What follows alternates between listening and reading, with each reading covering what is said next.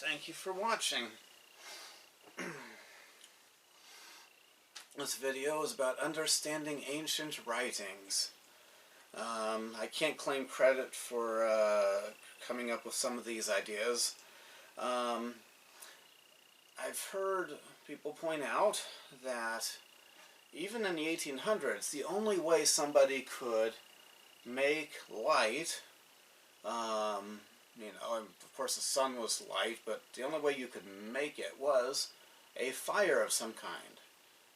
Lamps were all some kind of burning. An oil lamp would be burning oil. A fire, a candle's fire. Fireplaces, fire. Everything was some kind of fire that people had. They did not have the technology we have now to, electrical lighting.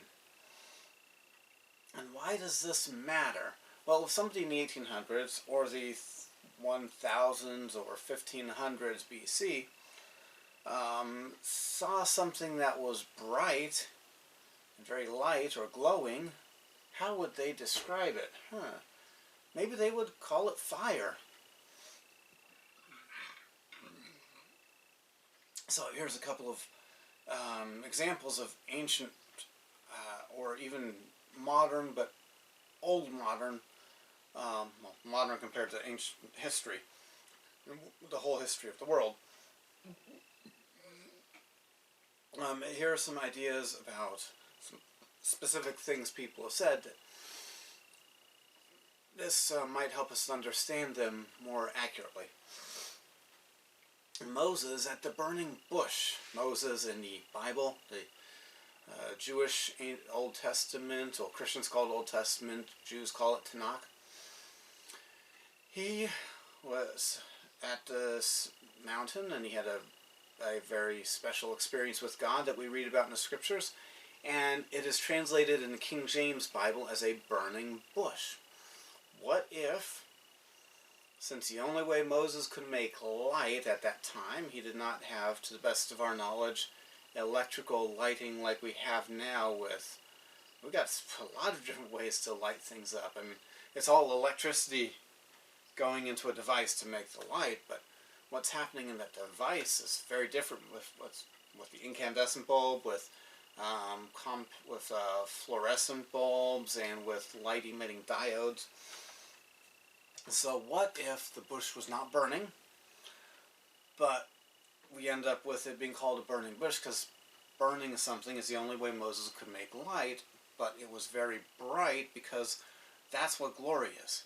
When we say God is glorious, we mean if he was in front of us right now, if Heavenly Father was right here in front of the camera, if Jesus Christ was right here in front of this camera with me, and that's a realistic hypothetical scenario because those two really do exist, and since they really do exist, they really could be somewhere.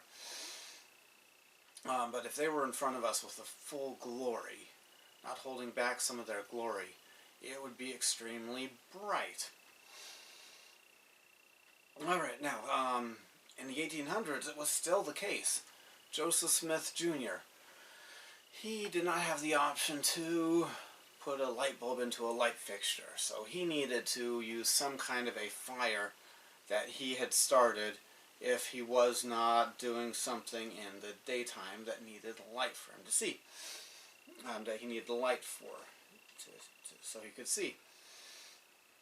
Joseph Smith and others saw Jesus Christ, and they compared it to fire, because the only way they could create light was by starting a fire. And so what if when they describe Jesus Christ as burning or a fire, they're describing the brightness, and the most comparable thing they had in their mind to brightness was you light a fire if you need some light. Joseph Smith described what the celestial kingdom will be like, and he used the word eternal burnings. He was describing a very bright place.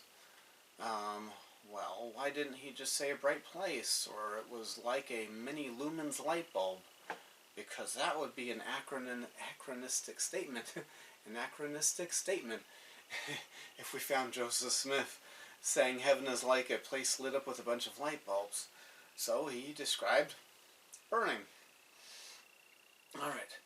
Some of the more bizarre or weird prophecies in the ancient from the ancient prophecies that are true prophecies from true God, who knows the beginning from the end and knows what the end of this world will be like, including technology. I'm sure God foresaw computers a few thousand years ago. And airplanes and cars and all that stuff. Maybe some of those harder to understand passages are ancient prophets being shown ancient technology by God. But they were in ancient and shown modern technology by God. And they're just trying to describe it. And maybe God didn't tell them how to describe it, or the words just weren't there in their ancient language to describe an airplane, and so, or a gun, or something. So maybe that's something to bear in mind when trying to understand those ancient prophecies. In the ancient world, when the Old Testament of the Bible was being given to us, they did not have Star Wars and Star Trek, where people were in Babylon 5 and had any other show where people go from one planet to the next. And Star Trek and Star Wars, going from one planet to the next is just, like driving to the next city in this world. You get there in a few hours. It doesn't take you, years and years to drive to a different city in this world. So when the Old Testament says God stretched the heavens, or stretched forth the heavens, did it mean the stars way up there, many light years away from us, are literally moving apart? And that's what the point God was getting at with that? No, I'm sure that's not what God meant when he said he stretched forth the heavens in the Old Testament. I'm sure what God is getting at there is he is just claiming what's in the sky. God is letting us know there's not a earth God and a sky God. There's not a polytheistic kind of division where I need something on earth, I'll pray to the earth God. I need something from the sky, or I need something in the sky, I'll pray to the sky God. That's what God is denouncing when he said that he stretched out the heavens. Not letting people 3,000 years ago know, Star, you're moving apart. Alright, and think of a tent. When he says stretch forth the heavens, is there any kind of circumstance in ancient times, or modern times actually? I mean, we don't live in tents now if we can afford it, but there are people who live in tents, and people that spend time in tents for fun, or for emergency work situations, emergency help, or war, or something. Tents are used. Would you not stretch the fabric of your tent, whether it's leather, animal skin, or some kind of a fabric, wool, or would you not stretch that over the frame? And to somebody in the tent, they could look up and be seeing the fabric being stretched over the tent. That's what God is getting at when he says he stretched forth the heavens in the ancient scriptures, to people who did not have Star Trek episodes to make them think about interplanetary travel. Thank you for watching.